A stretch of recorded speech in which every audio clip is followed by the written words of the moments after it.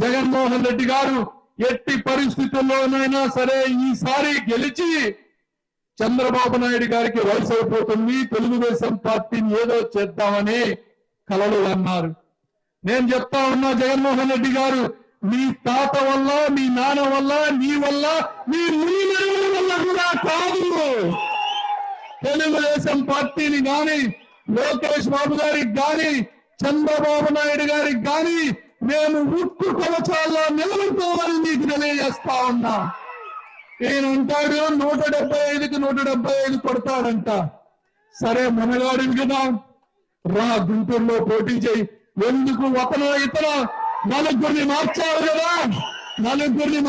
కదా, నాలుగో వాడు కూడా నేను వెళ్ళిపోతాను అంటున్నాడు కదా, నీకు క్యాండిడేట్ లేరు కదా, రాజుగా పోటీ చేయి.